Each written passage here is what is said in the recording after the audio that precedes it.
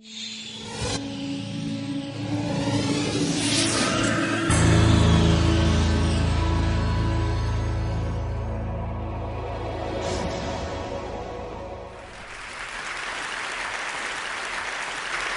I'm going to speak about a problem that I have, and that's that I'm a philosopher. When I go to a party and people ask me, what do I do, and I say I'm a professor, their eyes glaze over. When I go to an academic cocktail party, and there's all the professors around, they ask me what field I'm in, and I say philosophy, their eyes glaze over. When I go to a philosopher's party, and they ask me what I work on, and I say consciousness, their eyes don't glaze over. Their lips curl into a snarl. And I get hoots of derision and cackles and growls because they think that's impossible. You can't explain consciousness. The very chutzpah of somebody thinking that you could explain consciousness is just out of the question. My late lamented friend Bob Nozick, fine philosopher, in one of his books, Philosophical Explanation, he's commenting on the ethos of philosophy, the way philosophers go about their business. And he says, philosophers love rational argument. And he says, it seems as if the ideal argument for most philosophers is you give your audience the premises, and then you give them the inferences and the conclusion. And if they don't accept the conclusion, they die. Their heads explode. The idea is to have an argument that is so powerful that it knocks out your opponents. But in fact, that doesn't change people's minds at all.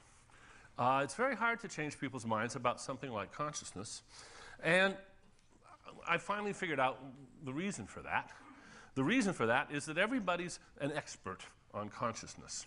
We heard the other day that everybody's got a strong opinion about video games. They all have an idea for a video game, even if they're not experts. But they don't consider themselves experts in video games. They've just got strong opinions. I'm sure that people here who work on, say, climate change and global warming, or on the future of the internet, they encounter people who have very strong opinions about what's going to happen next. But they probably don't think of these opinions as expertise. They're just strongly held opinions. But with regard to consciousness, people seem to think, each of us seems to think, I am an expert. Simply by being conscious, I know all about this. And so you tell them your theory, and they say, no, that's not the way consciousness is. No, you got it all wrong. And they say this with an amazing confidence. And so what I'm going to try to do today is to shake your confidence, because I know the feeling. I can feel it myself. I want to shake your confidence that you know your own innermost minds, that you are yourselves authoritative about your own consciousness.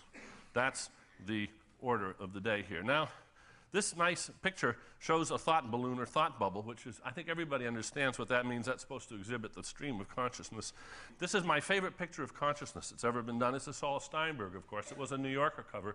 And this fellow here is looking at the Braque painting. It's by Braque. That reminds him of the word baroque, barrack, bark, poodle, Suzanne R. He's off to the races. There's a wonderful stream of consciousness here. And if you follow it along, you learn a lot about this man. What I particularly like about this picture, too, is that Steinberg has rendered the guy in this sort of pointilliste style, which reminds us, as Rod Brooks was saying yesterday, what we are, what each of us is, what you are, what I am, is approximately 100 trillion little cellular robots. That's what we're made of. No other ingredients at all. We're just made of cells, about 100 trillion of them. Not a single one of those cells is conscious. Not a single one of those cells knows who you are or cares. Somehow, we have to explain how, when you put together teams, armies, battalions of hundreds of millions of little robotic, unconscious cells, not so different really from a bacterium, each one of them, the result is this. I mean, just look at it. The content, there's color, there's ideas, there's memories, there's history, and somehow all that content of consciousness is accomplished by the busy activity of those hordes of neurons. How is that possible? Many people just think it isn't possible at all. They think, no, there can't be any sort of naturalistic explanation of consciousness. This is a lovely book by a friend of mine named Lee Siegel. He's a professor of religion, actually, at the University of Hawaii, and he's an expert magician and an expert on the street magic of India, which is what this book is about, Net of Magic. And there's a passage in it which I would love to share with you. It speaks so eloquently to the problem. I'm writing a book on magic, I explain, and I'm asked, real magic? By real magic, people mean miracles, thaumaturgical acts, and supernatural powers. No, I answer, conjuring tricks, not real magic. Real magic, in other words, refers to the magic that's not real, while the magic that's real, that can actually be done, is not real magic. Now, that's the way a lot of people feel about consciousness. Real consciousness is not a bag of tricks. If you can explain this as a bag of tricks, then it's not real consciousness, whatever it is. And since, as Marvin said, and as other people have said, consciousness is a bag of tricks, this means that a lot of people are just left completely dissatisfied and incredulous when I attempt to explain consciousness. So this is the problem, and so I have to sort of I have to do a little bit of the sort of work that a lot of you won't like, for the same reason that you don't like to see a magic trick explained to you. How many of you here, if somebody, some smart aleck, starts telling you how a particular magic trick is done, you sort of want to block your ears. You say, no, I don't want to know. Don't take the thrill of it away. I'd rather be mystified. Don't tell me the answer. A lot of people feel that way about consciousness, I've discovered. And I'm sorry if I impose some clarity, some understanding on you. You better leave now if you don't want to know some of these tricks. But I'm not going to explain it all to you. I'm going to do what philosophers do. Here's how a philosopher explains the sawing the lady in half trick. You know the sawing the lady in half trick? The philosopher says, I'm going to explain to you how that's done. You see, the magician doesn't really saw the lady in half. He merely makes you think that he does. And you say, yeah, and how does he do that? He says, oh, that's not my department, I'm sorry.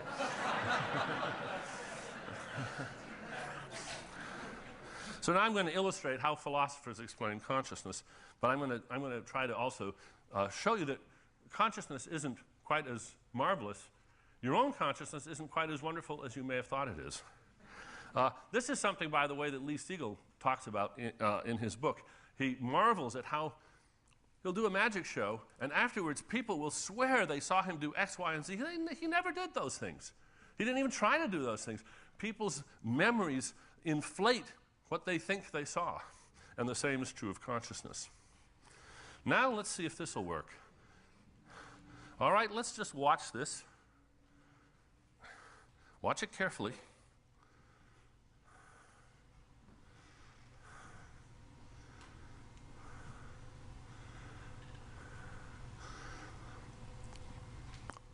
I'm working with a young computer animator, documentarian named Nick Deemer, and this is a little demo that he's done for me. Part of a larger project some of you may be interested in. We're looking for a backer. It's a feature-length documentary on consciousness. Okay, now you all saw what changed, right? How many of you noticed that every one of those squares changed color? Every one. I'll just show you by running it again. Even when you know that they're all going to change color, it's very hard to notice. You have to really concentrate to pick up any of the changes at all. Now, this is an example, one of many, of a phenomenon that's now being studied quite a bit. It's one that I predicted in the last page or two of my book, 1991 book, Consciousness Explained, where I said if you did experiments of this sort, you'd find that people were unable to pick up really large changes. I'll show you, if there's time at the end, I'll show you a much more dramatic case. Now, how can it be that there's all those changes going on and that we're not aware of them? Well, earlier today, Jeff Hawkins mentioned the way your eye saccades, the way your eye moves around 3 or 4 times a second. He didn't mention the speed. Your eye is constantly in motion, moving around, looking at eyes, nose, elbows, looking at interesting things in the world. And where your eye isn't looking, you're remarkably impoverished in your vision. That's because the foveal part of your eye, which is the high-resolution part, is only about the size of your thumbnail held at arm's length. That's the detailed part. All the rest of your vision, it doesn't seem that way, does it? It doesn't seem that way, but that's the way it is. You're getting in a lot less information than you think. Here's a completely different effect. This is a painting by Bellotto. It's in a museum in North Carolina. Bellotto was a student of Canaletto's. And I love paintings like that. The painting is actually about as big as it is right here. And I love Canaletto's because Canaletto has this fantastic detail, and you can get right up, and really just get right up and see all the details on the painting. And I started across the hall in North Carolina because I thought it was probably a Canaletto and would have all that detail. And I noticed that the bridge there's a lot of people. You can just barely see them walking across the bridge. And I thought as I got closer, I would be able to see all the detail on those people and see their clothes and so forth. And as I got closer and closer, I actually screamed. I yelled out because when I got close, I found the detail wasn't there at all. It was just little artfully placed blobs of paint. And as I walked towards the picture, I was expecting detail that wasn't there. The artist had very cleverly suggested people and clothes and wagons and all sorts of things, and my brain had taken the suggestion. You're familiar with a more recent technology, which is there. You can get a better view of the blobs. See, they're really, when you get close, they're really just blobs of paint. And you will have seen something like this. So this is the reverse effect.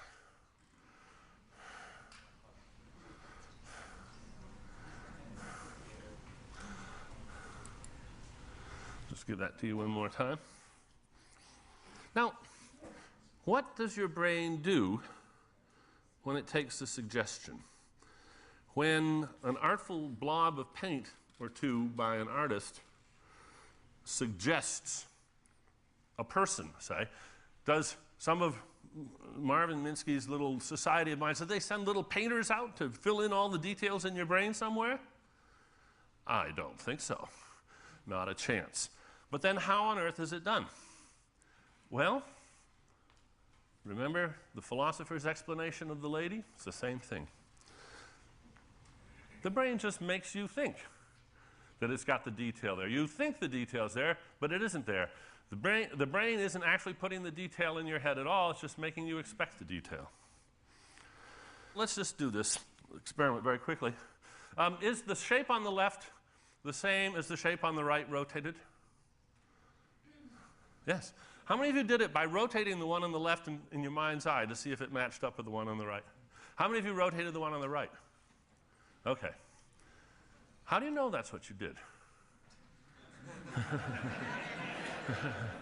There's in fact been a very interesting debate raging for over 20 years in cognitive science, various experiments started by Roger Shepard, who measured the angular velocity of rotation of mental images. Yes, it's possible to do that.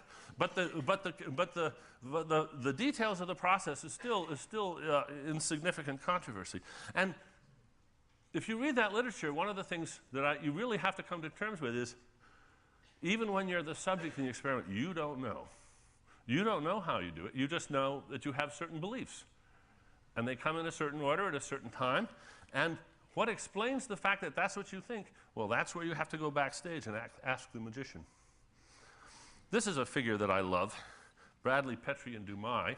You may think that I've cheated, that I've put a little whiter than white boundary there. How many of you see that sort of boundary with the Necker cube floating in front of the circles? Can you see it? Well, you know, in effect, the boundary is really there in a certain sense. Your brain is actually computing that boundary, the boundary that goes right there, the boundary that's going right there. But now, notice there's two ways of seeing the cube, right? It's a Necker cube. Everybody can see the two ways of seeing the cube? Okay. Can you see the four ways of seeing the cube? Because there's another way of seeing it. If you're seeing it as a cube floating in front of some circles, some black circles, there's another way of seeing it. As a cube on a black background is seen through a piece of Swiss cheese. Can you get it? How many of you can't get it? That'll help. Now you can get it. These are two very different phenomena. When you see it, the cube one way, behind the screen, those boundaries go away. But there's still a sort of filling in, as we can tell if we look at this. We don't have any trouble seeing the cube, but where does the color change? Does your brain have to send little painters in there, and the purple painters and the green painters fight over who's going to paint that bit behind the curtain? No, your brain just lets it go. The brain doesn't need to fill that in. Aha. When I first started talking about the Bradley-Petrie-Dumais example that you just saw, I'll go back to it, this one, I said that there was no filling in behind there, and I suppose that that was just a flat truth, always true. But Rob Van Leer has recently shown that it isn't. Now, if you think you see some pale yellow, I'll run this a few more times. Look in the gray areas, look in these gray areas, and see if you seem to see something sort of shadowy moving in there. Yeah. Yeah, it's amazing. There's nothing there, and there's no trick of that.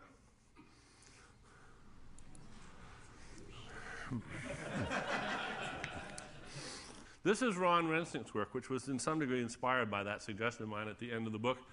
Let me just pause this for a second, if I can. This is change blindness. What you're going to see is two pictures, one of which is slightly different from the other. As you see here, the red roof and the gray roof. And in between them, there will be a mask, which is just a blank screen, for about a quarter of a second. So you'll see the first picture, then a mask, then the second picture, then a mask. And this will just continue. And your job as the subject is to press the button when you see the change. So, show the original picture for 240 milliseconds. Blank. Show the next picture for 240 milliseconds. Blank. And keep going until the subject presses the button saying, I see the change. So now we're going to be subjects in the experiment. We're going to start easy. Some examples. No trouble there, huh? Can everybody see? All right. And indeed, Rensink's subjects took only a little bit more than a second to press the button.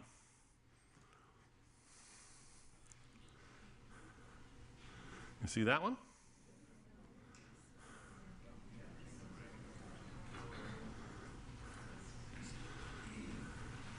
.9 seconds.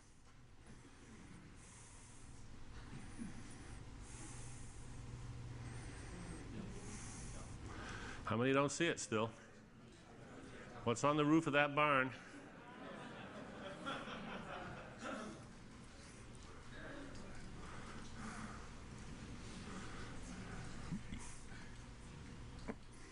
That's easy.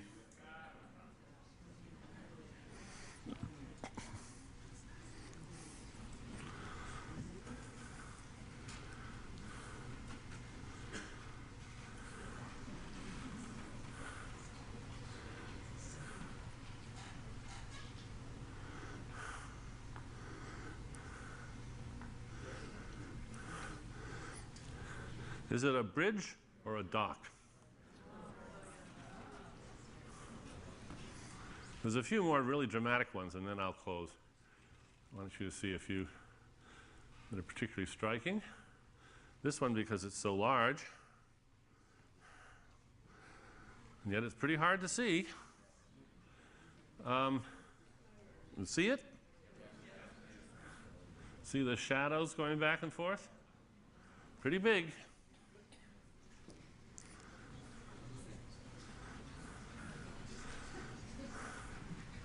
So 15.5 seconds is the median time for subjects in his experiment there. I love this one. I'll end with this one. Just because it's such an obvious and important thing. How many still don't see it? How many still don't see it? How many engines on the wing of that Boeing? Right in the middle of the picture. Okay. Thanks very much for your attention. What I wanted to show you is that scientists, using their from the outside third-person methods, can tell you things about your own consciousness that you would never dream of. And that, in fact, you are not the authority on your own consciousness that you think you are. And we're really making a lot of progress on coming up with a theory of mind.